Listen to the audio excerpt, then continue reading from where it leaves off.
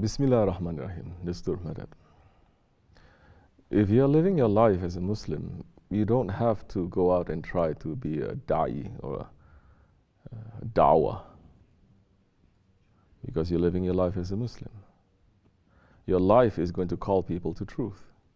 You don't have to literally call people to truth. Your life is going to show it. In these days when everyone is saying something, we see very little proof of that say.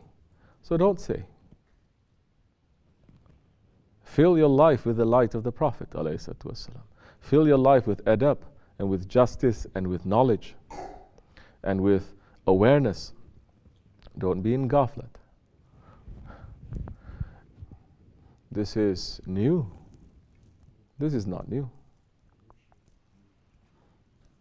This is new that Islam is under attack. Islam has been under attack for 1400 years. Wake up. This is just by words. Islam was literally under attack.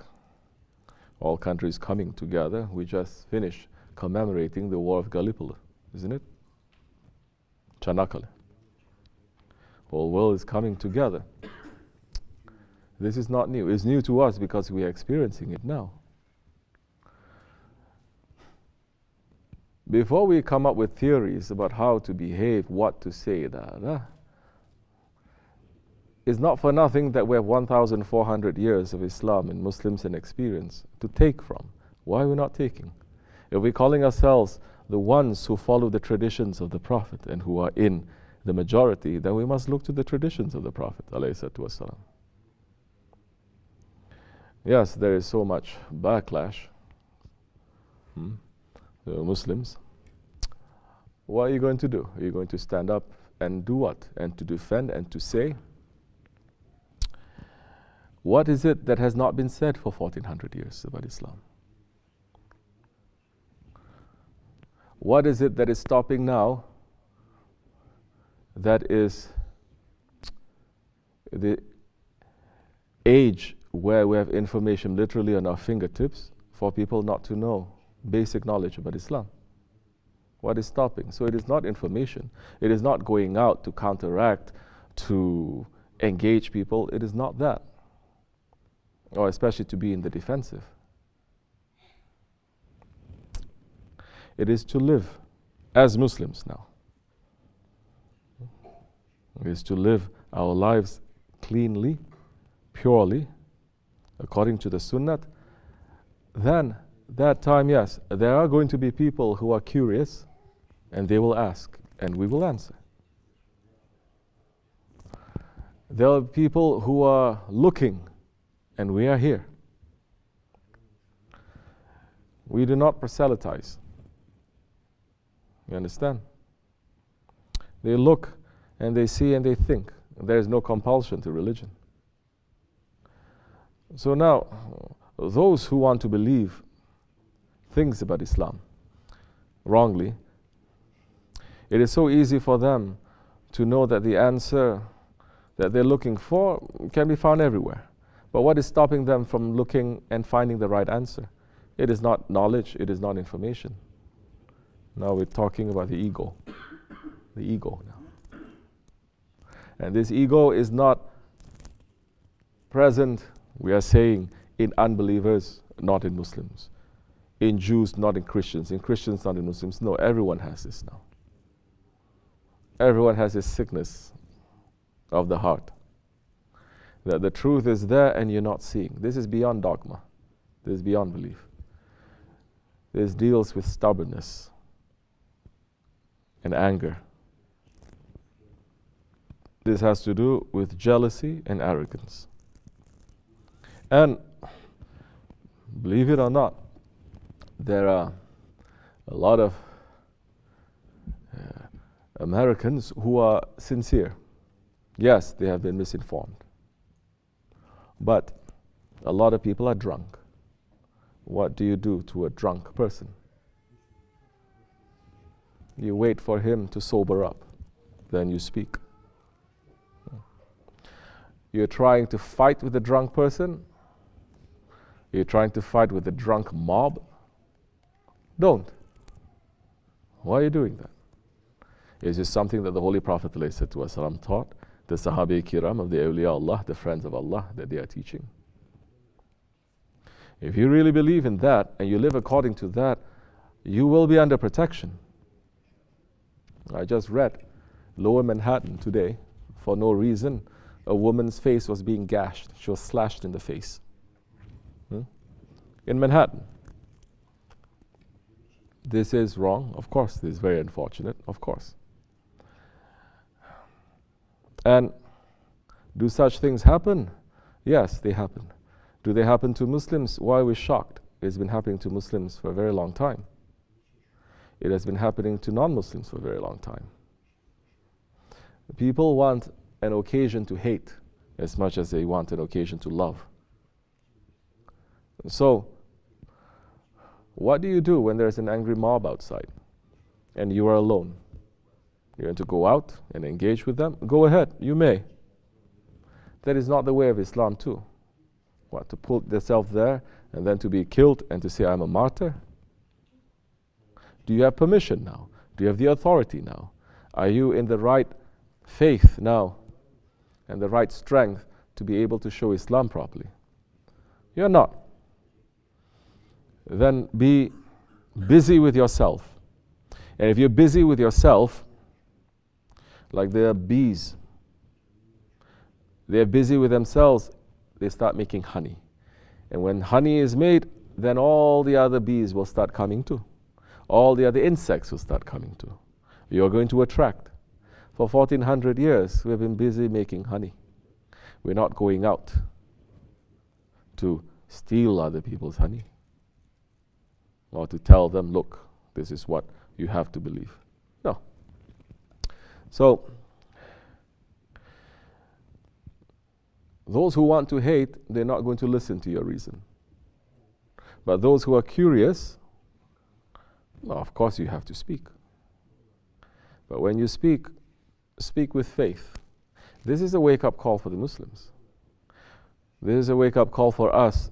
Don't look to say, oh, the blame lies in Trump, or the blame lies in these wrong ones, in these violent ones, in these foolish ones. Don't look to them. Because for one thing, Allah subhanahu wa ta'ala is not going to let anything to happen if you have the right connection and the right faith with Allah. He's going to protect you. When there is no protection, look to our actions then, and look to the intentions. Something is wrong there. Fix yourself first. Don't look to the outside, look to yourself. Once you start looking to yourself, then you're going to have the intelligence too. You're going to say, I'm a woman. What am I going to do now? I'm wearing a hijab and everything. What am I going to do now to expose myself, knowing the current situation, to expose myself to that kind of crowd, to that kind of atmosphere?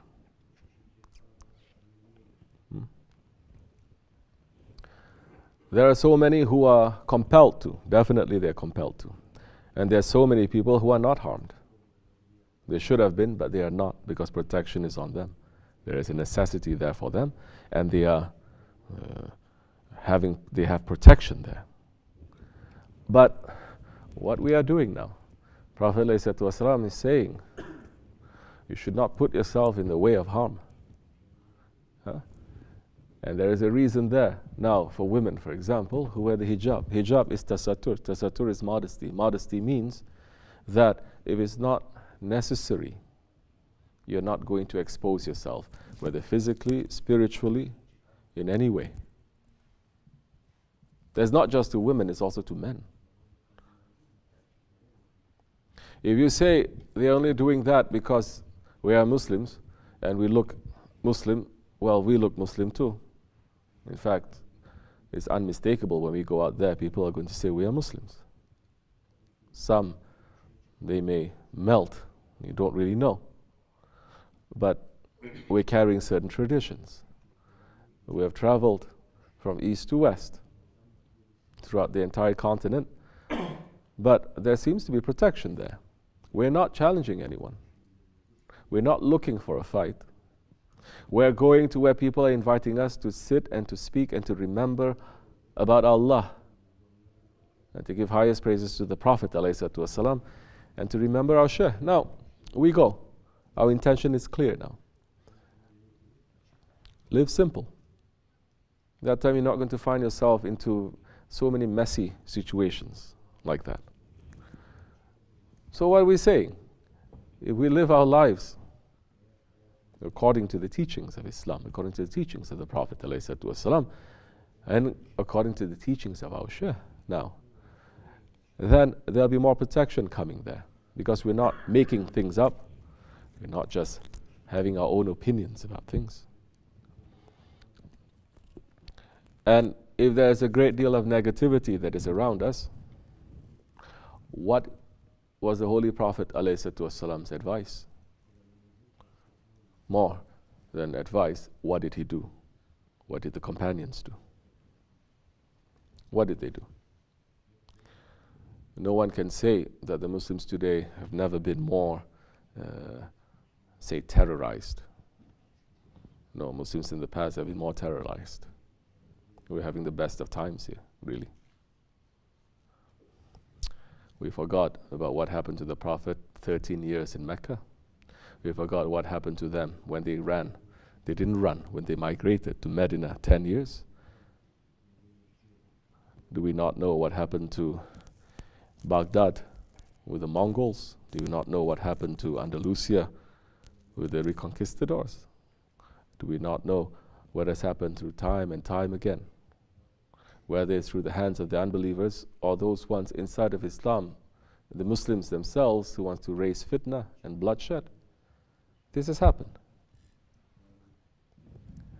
And when there is a great deal of negativity and you're not able to practice your life, your religion, the Prophet ﷺ, his advice is what? To make hijrah. This is not running away.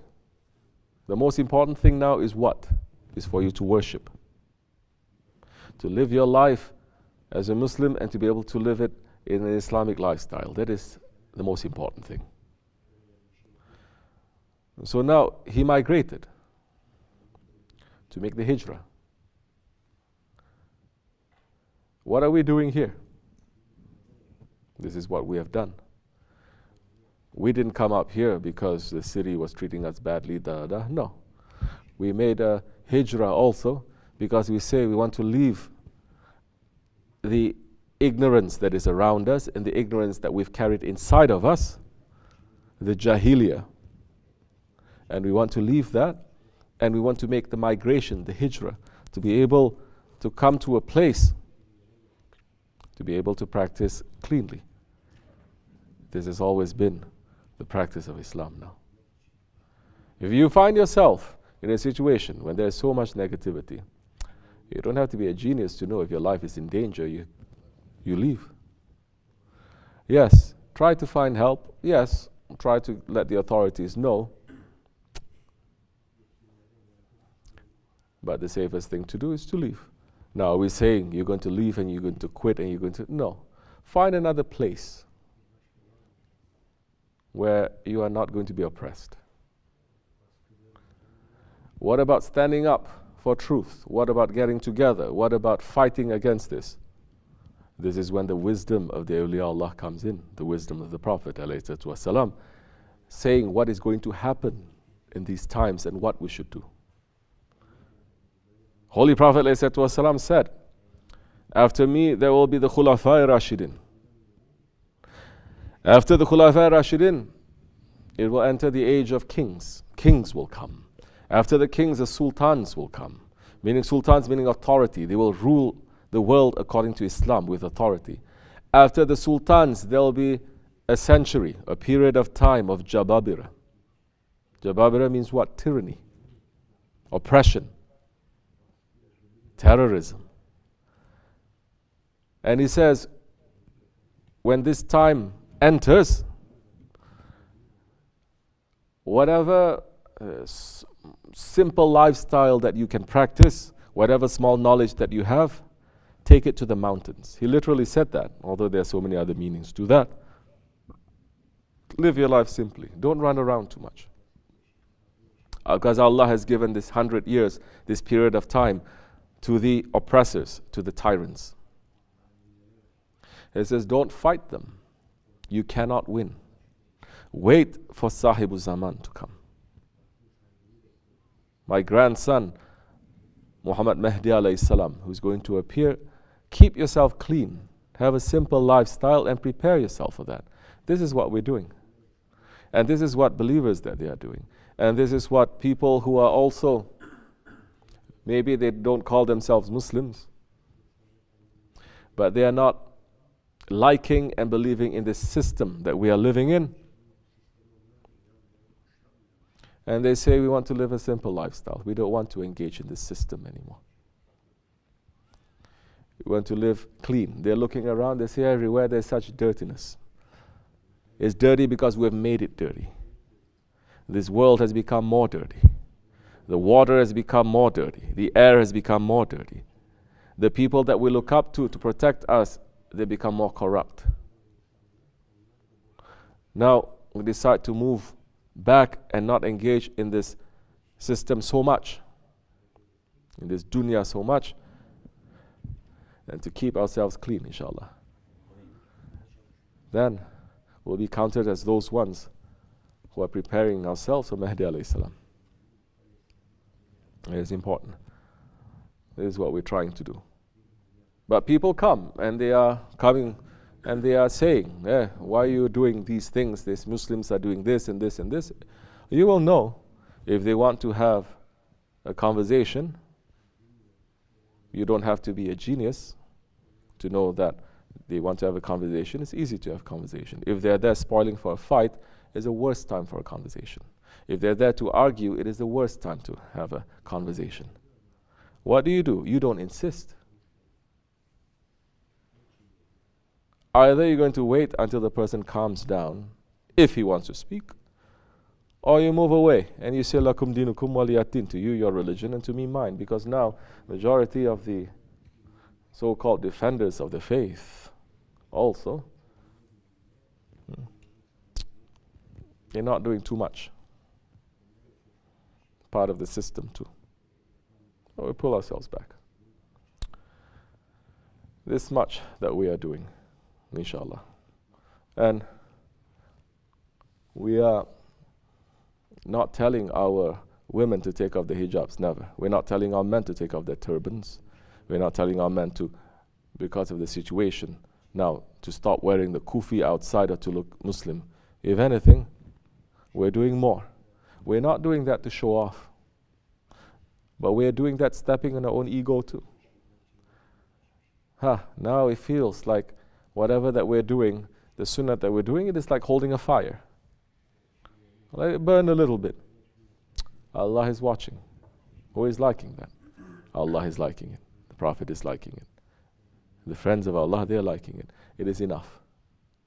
We're not changing. We didn't change from 30 years ago, 20 years ago, 10 years ago. Why we should change now? We didn't do it for show 30 years ago. Why are we going to do it for show now? So, they like. They don't like. We're doing this only to please Allah subhanahu wa ta'ala. And those ones that Allah subhanahu wa ta'ala is pleased with, and they're pleased with Allah, they're going to be pleased with us. Inshallah. Wa min Allahu tawfiq. Al-Fatiha.